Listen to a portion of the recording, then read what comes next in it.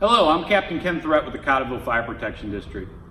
Today I'd like to welcome you and bring you along with the crew of B Shift, Cotterville Station 1, Ladder Company 8712, and have you witness and kind of experience with us some of the training that we do.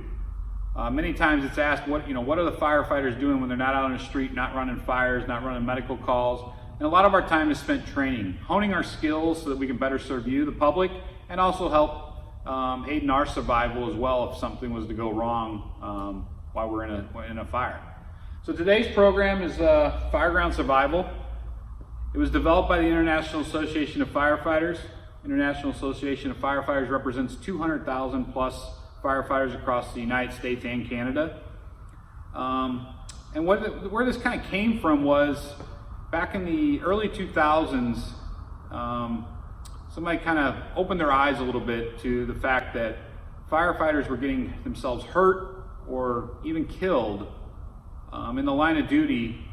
And some of this stuff, when you step back and look at it after the fact, we realized that shouldn't have happened. It didn't need to happen. So what was going wrong? Well, what was going wrong is we weren't training ourselves on how to survive. We get plenty of training going through a fire academy on how to help you, the citizen, what we're supposed to do, how to deploy hand lines, how to get into a house, how to do a search. So in a fire, nowadays, things burn hotter. Building construction is not what it used to be. Building construction used to be made with solid dimensional lumber. Now things are laminates and pressed boards, things like that. Those things are great for construction and strength of a structure, but they don't hold up well under a fire load. So when they developed this program and they looked at these deaths and these, tragic injuries that are occurring to these firefighters, they said, what can we do to stop this? And what they decided was we need to train our own people how to survive those situations.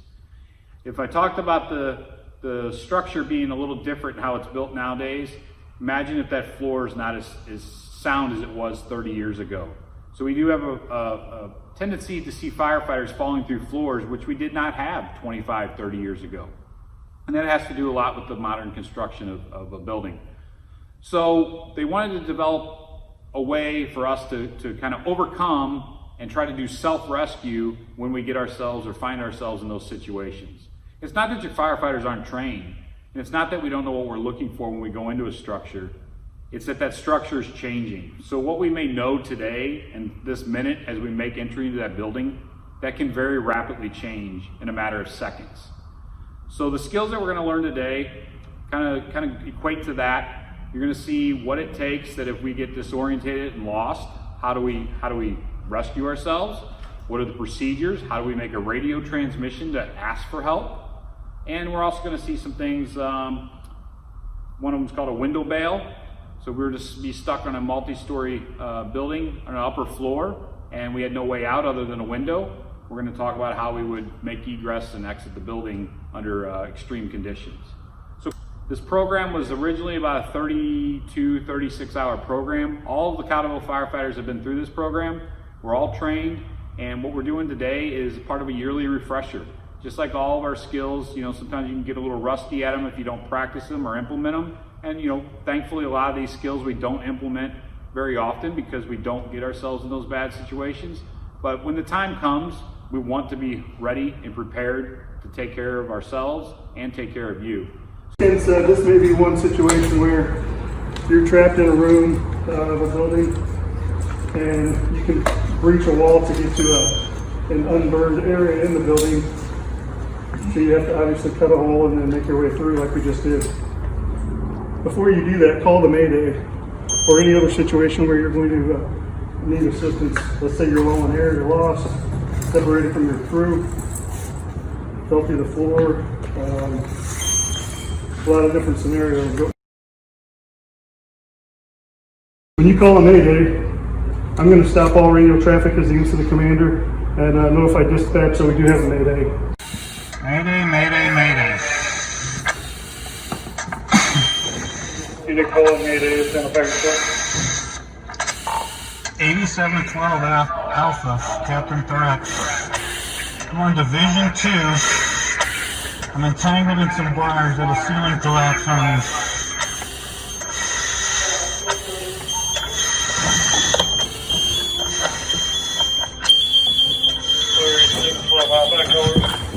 Have you're on Division 2, entangled due to a ceiling collapse. Activate your pass device and your flashlight. Conserve your breathing. Attempt self-rescue and the routines are out.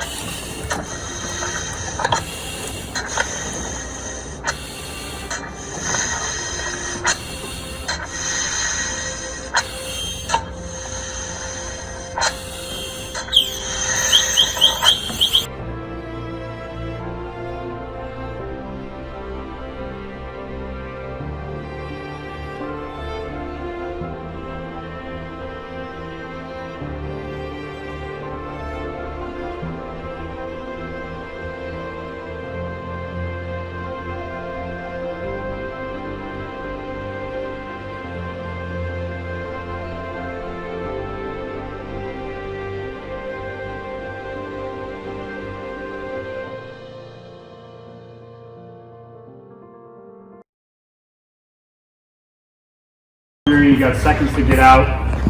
We don't have time to call for them to put a ladder up if there's not already a ladder up, so we're going to have to bail out the window and hang.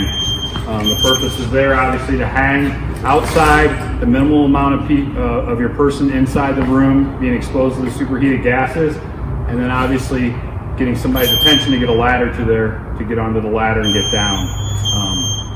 Indefinitely hanging there, it can be done. I mean, there's videos and people that have done it for multiple minutes, 6-8 minutes. It shouldn't take that long to get a ladder there, but it kind of reinforces too why we try to ladder the building, even when there's nothing wrong. But if we have crews working on the second floor, let's get some ladders up there and hopefully have these points there that they can get to. Okay. So when you're going out of this window, whichever way you're going to go, take your opposite, or if I'm going to go out to the right of this window, lead with your left hand and your head, going out, shooting out, trying to get your body thrown up there as much as possible. Bring your left leg up and out, and your right leg's going to wedge against the wall here, and your right hand is going to wedge against here as well. Once again, trying to keep as minimal amount of body inside the structure if it's flashed over you. So staying low as possible, reach up, feel the window, and then shoot it out, okay? It's not crawling out the window per se. If you have time to crawl out the window, you probably have time to call for help. This is last minute, gotta get out, the room's flashing.